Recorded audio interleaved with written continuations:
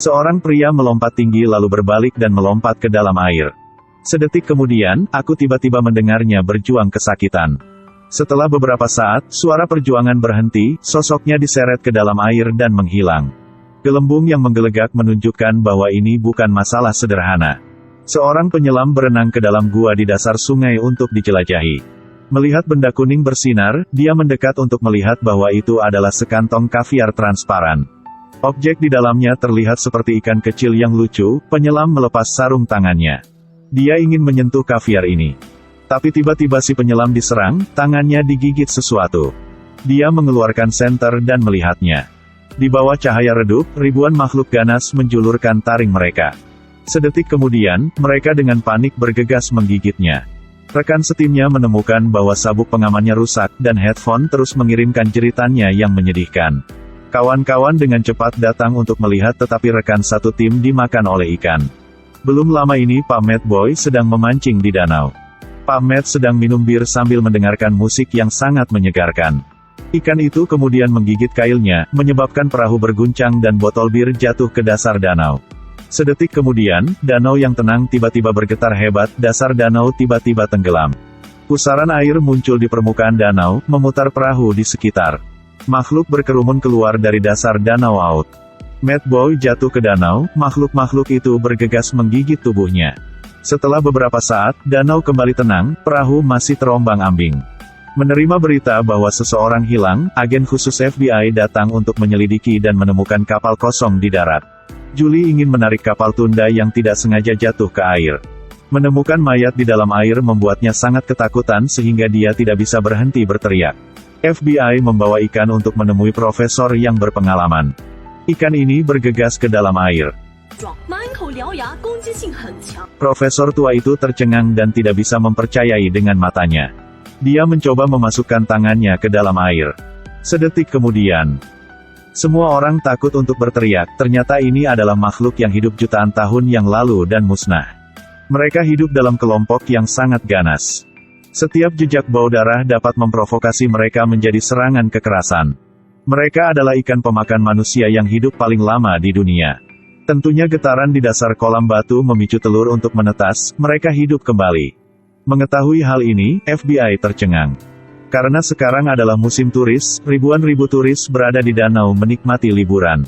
FBI memegang pengeras suara dan berteriak. Di danau ada ikan kanibal yang tidak aman, minta semua orang untuk bergegas kembali ke pantai.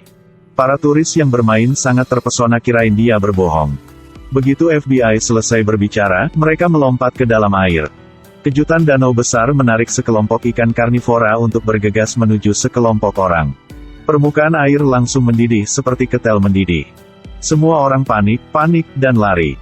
Warna merah darah segar membuat danau terlihat seperti sup darah. Lantai dansa seperti nampan berisi perut babi yang dituangkan ke dalam air. Banyak orang menjadi prasmanan untuk ikan kanibal. FBI memutar matanya dan bergegas menyelamatkan mereka. Orang-orang kulit hitam sangat berani, terus-menerus menembaki ikan. Tembak semua peluru, lalu lepaskan baling-baling kapal, gunakan baling-baling untuk menghancurkan ikan. Ikan yang tak terhitung jumlahnya dihancurkan menjadi bakso ikan tetapi mereka datang lebih banyak. Ikan yang penuh sesak masih bisa menyerbunya, dia masih berteriak keras agar semua orang pergi dengan cepat. Permukaan danau ramai sebelumnya, sekarang tulang belulang orang mati ada di mana-mana seperti neraka di bumi. Julie menerima telepon, anaknya sedang bermain di kapal pesiar di tengah sungai. Dia memperingatkan putranya untuk tidak masuk ke air dan kemudian membawa polisi kulit hitam untuk menyelamatkan. Pada saat yang sama, anak-anak Julie yang berada di perahu melihat ikan melalui kaca, membuat mereka sangat penasaran. Ketika Jake dan saudara perempuannya sedang berbicara, perahu tiba-tiba berguncang. Ternyata baling-baling kapal tersangkut di tempat yang berlumut. Kapten mencoba mengarahkan perahu ke belakang dan kemudian menekan pedal gas dengan keras untuk bergerak maju. Baru saja melihat lumut dihilangkan dan mengatasi kesulitannya, tetapi sedetik kemudian perahu itu menabrak karang. Melihat melalui kaca, saya melihat bahwa air telah membanjiri perahu, dampaknya menyebabkan keduanya jatuh ke dalam air. Di bawah gigitan ikan dalam sekejap, hanya 2 kerangka yang tersisa. Kapten berjuang di dalam air, seorang gadis di danau menurunkan seorang pendayung untuk membantu. Meskipun dia berhasil naik ke pagar, bagian bawah tubuhnya dimakan oleh ikan. Ikan karnivora bergerak ke arah saudara perempuan Jake. Dia menggunakan dayungnya untuk mendobrak pintu atas upper. Kompartemen perahu dibanjiri air menyebabkan perahu miring, ikan yang tak terhitung jumlahnya bergegas ke dalamnya. Di saat ketegangan yang mencekik, Julie tiba, Novak mengarahkan perahu ke lokasi yang tepat. Julie mengambil tali dan melemparkannya. Kemudian ikat tali di antara dua perahu, Julie berpegangan pada tali dan naik ke sisi lain. Di dasar perahu, air telah membanjiri, ikan-ikan makan seperti roket di sekitar saudari Kelly. Tangan Kelly mengepalkan dayung dan memukul ikan. Permukaan air semakin tinggi dan tinggi, ikan yang tak terhitung jumlahnya di bawah air membuka mulut mereka seolah menunggu untuk merobek mangsanya. Mereka berenang-renang menunggu permukaan air naik dan menenggelamkan perahu. Julie memutuskan untuk menyelamatkan semua orang ke kapal lain terlebih dahulu. Kerumunan yang berpegangan pada tali perlahan memanjat ke sebelah. Kumpulan ikan karnivora di air berenang seperti pecandu gila. Rambut seorang gadis terlalu panjang untuk ditangkap ikan, rasa sakitnya membuatnya panik. Detik berikutnya dia jatuh dan itu menjadi pesta ikan. Julie naik ke tengah pegangan begitu keras sehingga putus.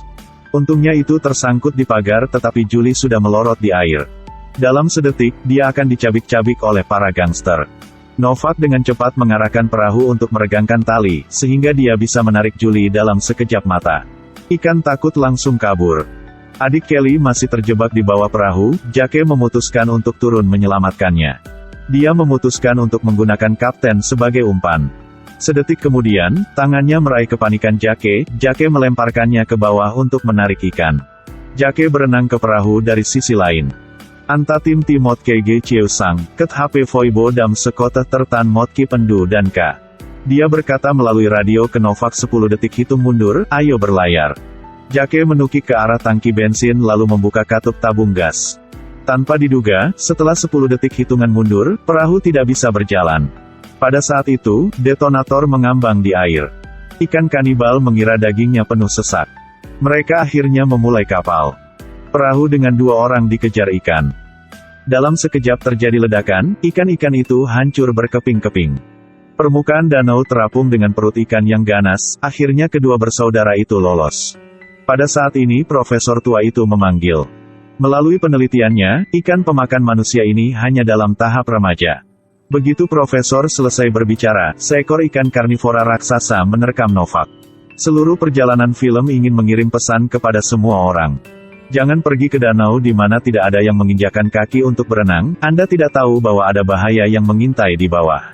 Juga jangan membuang sembarangan ke danau, terutama botol alkohol karena dapat menyebabkan bencana alam. Oke, videonya sudah selesai. Jika kalian suka, beri saya like dan follow saya.